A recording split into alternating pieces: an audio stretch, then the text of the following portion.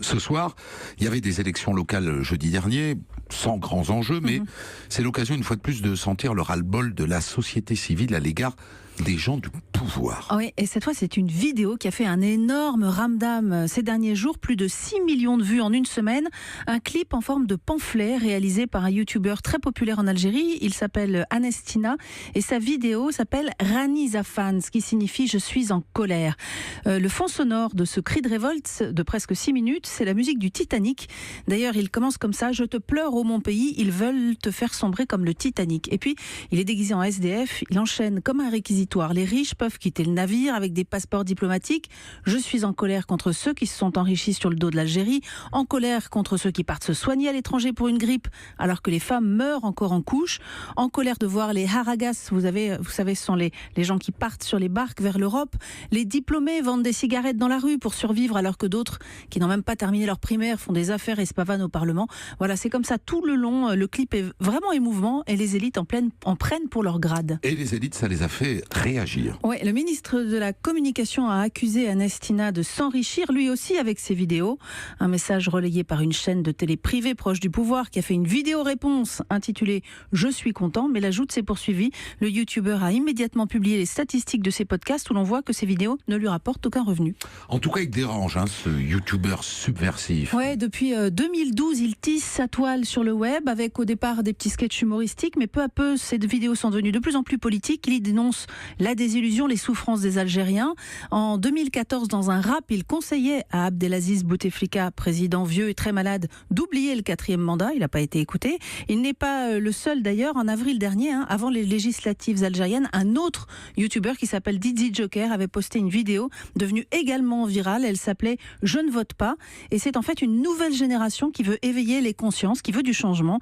Elle fait penser au mouvement citoyen Y'en a marre qui avait émergé au Sénégal, ou encore celui du ballet citoyen créé par 2 musiciens au Burkina Faso et qui avait largement contribué à pousser dehors l'ancien président Blaise Compaoré.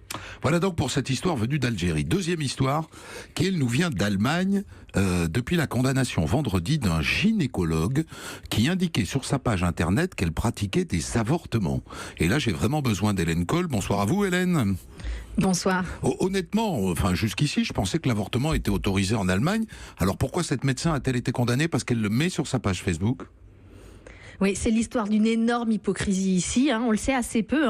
Officiellement, les IVG sont encore interdits en Allemagne, mais dans la pratique, on ferme les yeux, car depuis 1995, 95 seulement, ce ne sont plus des actes répréhensibles. Donc, dans la plupart des cas, on les pratique et certains sont même remboursés. La plupart des avortements sont remboursés. Mais en parler, alors ça, non pas question, c'est apparenté à de l'apologie de meurtre et on risque la prison pour ça. À cette gynécologue, la justice a reproché de faire la publicité pour l'avortement à des fins lucratives. Alors, il faut donner son nom, car il est repris comme un slogan depuis vendredi. Elle s'appelle Christina Hennel. Alors, spontanément, après l'annonce de sa condamnation, elle a eu une amende de 6 000 €. Un mouvement de soutien s'est manifesté de la part de personnalités et aussi beaucoup de médecins qui, à leur tour, le disent haut et fort, notamment en une des journaux. Nous aussi, nous pratiquons les avortements et nous le revendiquons. Mais si on ne peut pas en parler de l'avortement, comment est-ce que les femmes font pour s'informer sur l'avortement ? Alors c'est effectivement très difficile. La loi empêche la création de sites internet aussi neutres et scientifiques soient-ils. Les médecins qui pratiquent les IVG ne sont pas recensés. C'est une info qu'on se passe de bouche à oreille entre copines, un peu comme du temps des faiseuses d'anges.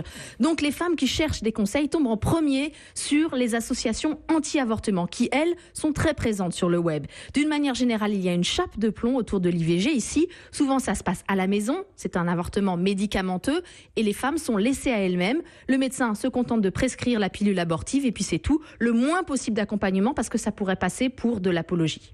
J'avoue que je tombe un peu de l'armoire et que je découvre un monde que j'ignorais. C'est très réactionnaire et d'une certaine manière, ça ressemble pas à l'Allemagne. En fait, c'est pas si surprenant parce que la politique familiale ici, elle est extrêmement conservatrice. Le code de la famille est le seul secteur du droit allemand qui contient encore des lois datant des nazis. Et le paragraphe du code pénal sur la base duquel la gynécologue a été condamnée vendredi, il date lui de 1933. À l'époque, c'était un moyen pour les nazis de criminaliser les médecins juifs et de leur retirer le droit d'exercer. Passionnant, merci à vous Hélène Coll en direct de Berlin. En bref, ces derniers jours au nord de la Norvège, il y a eu une hécatombe de rennes. Qu'est-ce qui s'est passé ? Ouais, les rennes sont fauchées par des trains. Samedi, un train de marchandises a tué 65 rennes d'un coup, selon la radio norvégienne. Et dans les jours précédents, il y en avait déjà eu une quarantaine qui avaient été tuées le long de la voie ferrée. Apparemment, c'est comme ça chaque année, au moment de la transhumance de ces troupeaux qui sont semi-domestiques. Les éleveurs les emmènent vers les pâturages d'hiver. Les éleveurs réclament des grillages le long des voies ferrées, comme il y en a chez nous, le long des TGV. Mais pour l'instant, il n'y a pas de financement pour le grillage. Et puis attention au parmesan que vous mangez. Ouais, une association de défense des animaux a lancé une campagne #Not on my pasta, pas sur mes pâtes. Ils sont allés filmer dans 9 exploitations agricoles de la vallée italienne du Pô pour montrer les conditions de vie terribles des vaches dont le lait produit le parmesan et le Grana Padano. Un porte-parole des producteurs de parmesan a confirmé que le bien-être animal n'entrait pour l'instant pas dans leurs critères parce que ça n'avait pas d'impact autre que marginal sur la qualité du produit. Cynique mais clair. Merci à vous Sophie.